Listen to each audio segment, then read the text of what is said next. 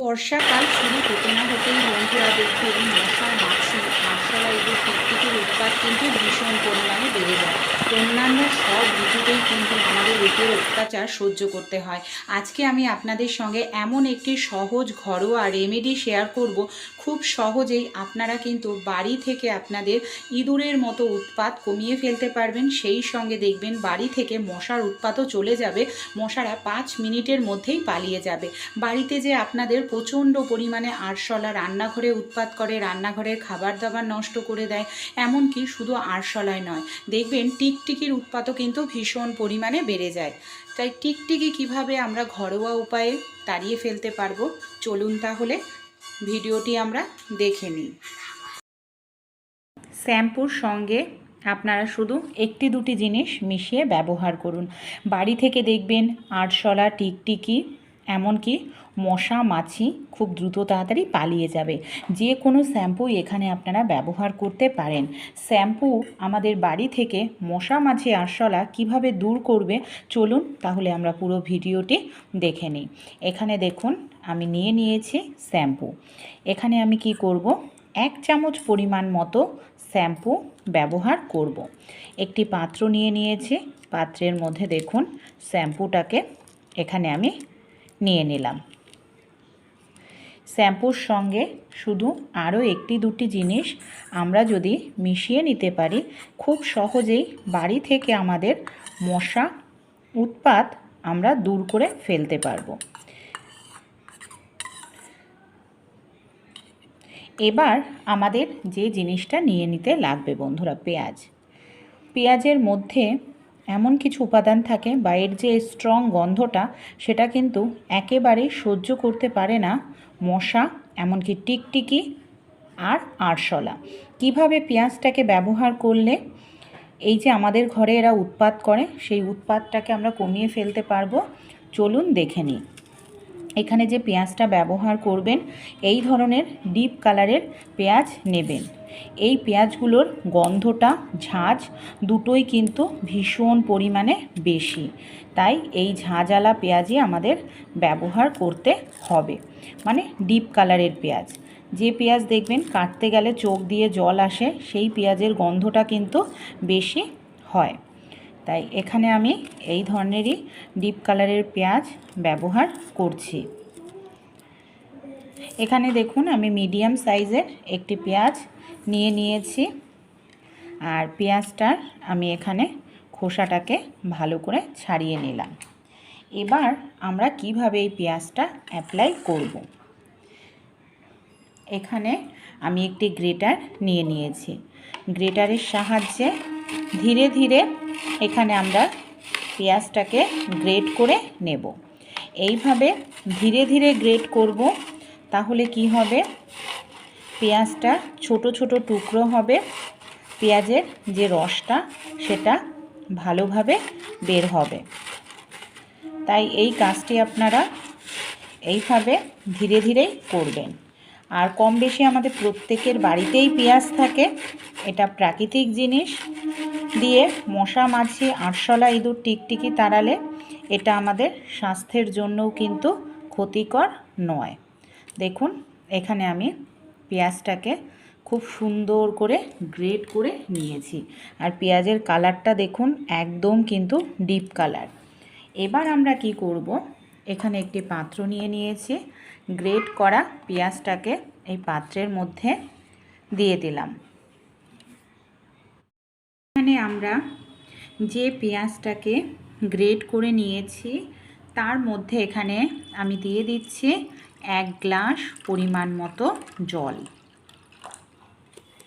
জলের পরিমাণটা অবশ্যই ঠিক রাখবেন। 1 গ্লাস পরিমাণ জল দিয়ে ভালো করে মিশিয়ে নিলাম পেঁয়াজটার সঙ্গে। এবার আমরা কি করব, যে এখানে শ্যাম্পুটা আমরা বাটিতে রেখেছি এর মধ্যে আমি একটি জিনিস দিয়ে দেব। এখানে আমি কিছুটা কর্পূর নিয়েছি, যে কর্পূর আমরা পুজোতে ব্যবহার করি, আর কর্পূরটাকে এখানে কিন্তু আমি গুঁড়ো করে পাউডার করে নিয়েছি। সেই কর্পূরটাকে দেখুন ভালো করে এখানে মিশিয়ে নিচ্ছি এই শ্যাম্পুর সঙ্গে কর্পূরটাকে, যাতে শ্যাম্পুর সঙ্গে কর্পূরটা ভালোভাবে মেশে খুব সুন্দর করে এইভাবে মিশিয়ে নিতে হবে।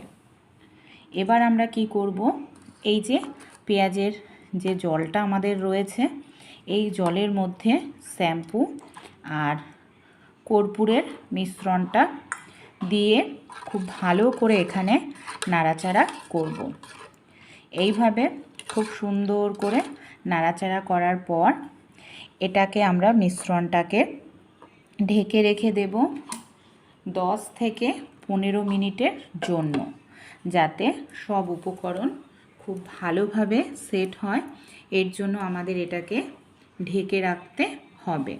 আমি 15 মিনিট পর ফিরে এসে দেখাবো।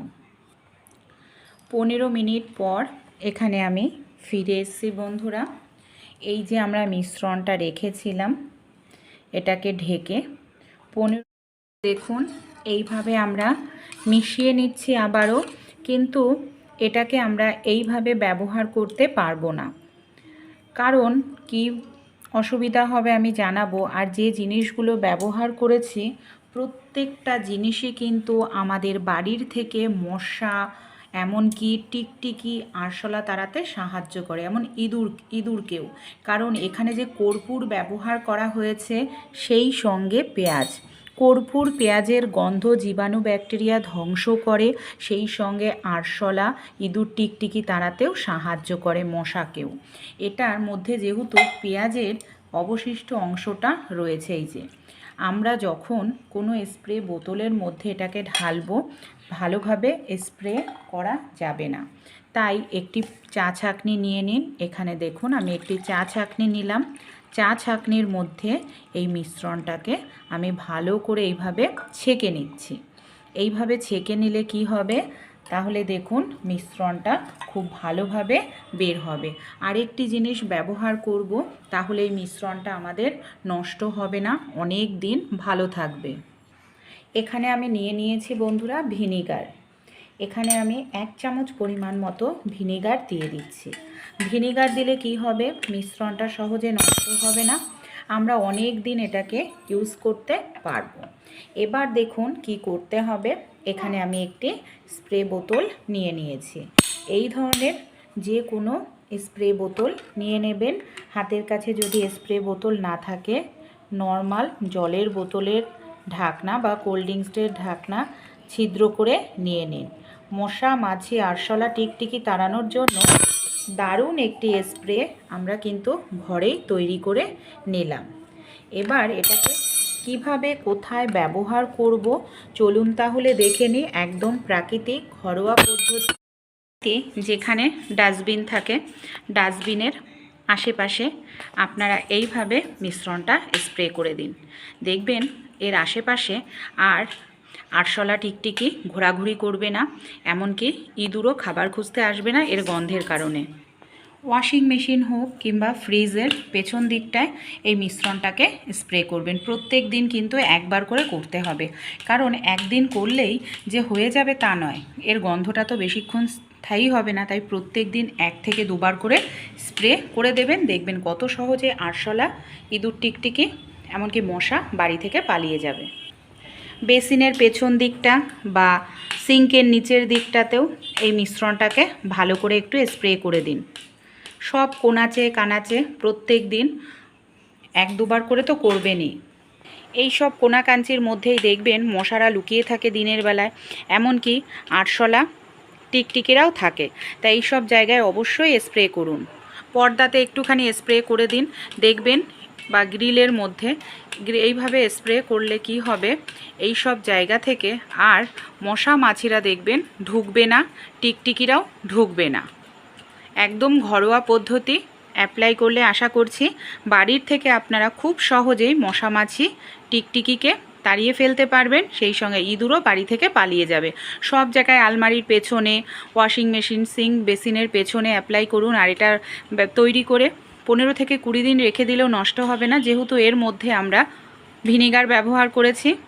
আর এই স্প্রেটা তৈরি করতে অনেকটা টাকা পয়সাও খরচা হয় না। আপনারা খুব সহজে তৈরি করে অবশ্যই একবার